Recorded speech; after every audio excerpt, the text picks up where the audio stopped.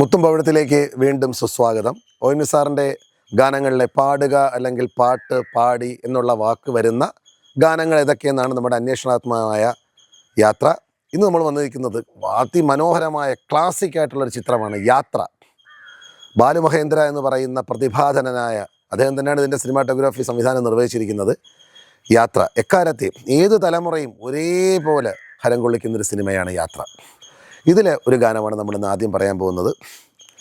യമുനെ നിന്നുടെ നെഞ്ചിൽ നിറയെ കാർനിറമെന്തേ പറയൂ നിന്നിലലിഞ്ഞു കാർവർണ്ണൻ.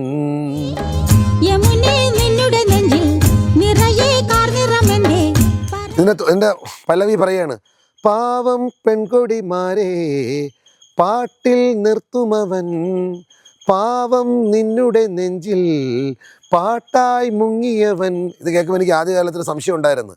പാട്ടിൽ നിർത്തുമവൻ എന്നാണ്. പെൺകൊടിമാരെ, പാവം പെൺകൊടിമാരെ പാട്ടിൽ നിർത്തുമെന്ന് വെച്ചാൽ ഈ നമ്മൾ പാടുന്ന പാട്ടിലാണോ നിർത്തുന്നത് അതോ നമ്മുടെ വശീകരിച്ച് പാട്ടിൽ നിർത്തുമെന്നാണ്. പക്ഷെ രണ്ടാമത്തെ വരിയിൽ പറയുന്നുണ്ട്, പാവം പെൺകൊടിമാരെ പാട്ടിൽ നിർത്തുമവൻ, പാവം നിന്നുടെ നെഞ്ചിൽ പാട്ടായി മുങ്ങിയവൻ എന്നാണ്. രണ്ട് അർത്ഥത്തിലാണെങ്കിലും ആ വാക്ക് അദ്ദേഹം ഇതിൻ്റെ തുടക്കത്തിൽ ഉപയോഗിച്ചിട്ടുണ്ട്. ഇളയരാജ സാറാണ് ഈ ചിത്രത്തിൻ്റെ സംഗീത സംവിധായകൻ.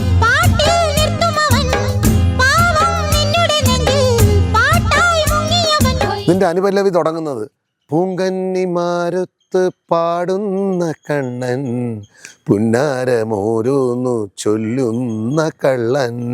കണ്ടോ, തുടക്കത്തിൽ തന്നെ പൂങ്കന്നിമാരൊത്ത് പാടുന്ന കണ്ണൻ എന്നാണ്.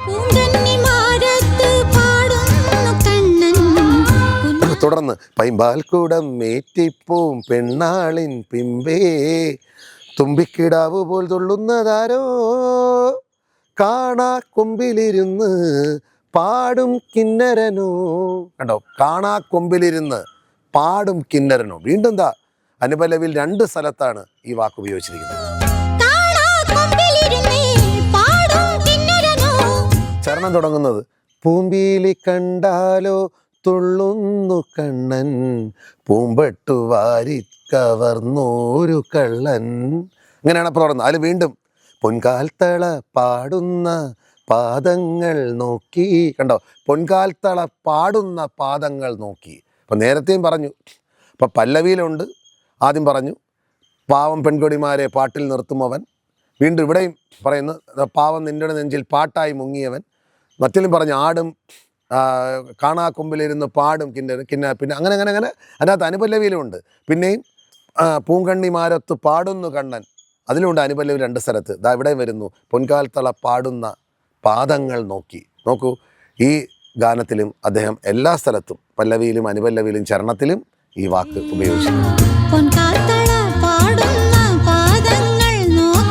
ഇനി മറ്റൊരു ചിത്രത്തിലെ ഗാനത്തെക്കുറിച്ച് പറയാം. ശ്രീ ഫാസിൽ സാർ സംവിധാനം ചെയ്ത മണിവത്തൂരിലെ 1000 ശിവരാത്രികൾ. അത് നല്ലൊരു ചിത്രമാണ്. മമ്മൂട്ടി സുഹാസിനി കോമ്പയിൽ വന്നതാണ്. അത് MB ശ്രീനിവാസ് സാറാണ് അതിൻ്റെ മ്യൂസിക്. അതിൽ യേശുദാസ് സാർ പാടിയൊരു ഗാനമുണ്ട്, നെറ്റിയിൽ പൂവുള്ള സ്വർണ്ണ ചിറകുള്ള പക്ഷി നീ പാടാത്തതെന്തേ. തുടക്കം തന്നെ നെറ്റിയിൽ പൂവുള്ള സ്വർണ്ണ ചിറകുള്ള പക്ഷി നീ പാടാത്തതെന്തേ. സ്വർണ്ണ ചിറകുള്ള പക്ഷി നീ പാടാത്തതെന്തേ. വീണ്ടും പല്ലവിയിൽ, ഏതു പൂമേട്ടിലോ മേടയിലോ നിന്റെ തേൻകുടം വച്ചു മറന്നു, പാട്ടിൻ്റെ തേൻകുടം വച്ചു മറന്നു പക്ഷേ. അതായത് കൊണ്ടോ, പാട്ടിൻ്റെ തേൻകുടം വച്ചു. പല്ലവിയിൽ 2 പ്രാവശ്യമാണ് നീ പാടാത്തതെന്തേ, പിന്നെ പാട്ടിൻ്റെ തേൻകുടം വച്ചു മറന്നു. പാട്ടിൻ്റെ തേൻകുടം വച്ചു മറന്നു.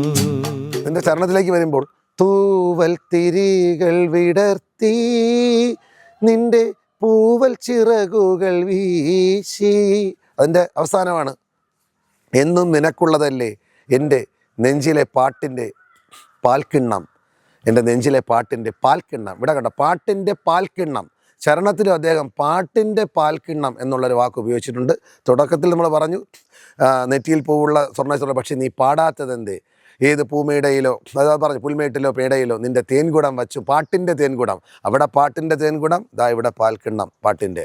അങ്ങനെ ഈ ഗാനത്തിലും അദ്ദേഹം 2 തവണ ഈ വാക്ക് ഉപയോഗിച്ചിട്ടുണ്ട്. എൻ്റെ നെഞ്ചിലെ പാട്ടിൻ്റെ പാൽക്കിണ്ണം.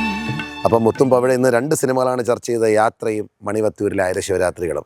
തൽക്കാലം വിട പറയുന്നു. വീണ്ടും മധുരഗാനങ്ങളിലെ ആ വാക്കുകൊണ്ട് അന്വേഷണവുമായി നമുക്ക് വീണ്ടും കണ്ടുമുട്ടാം.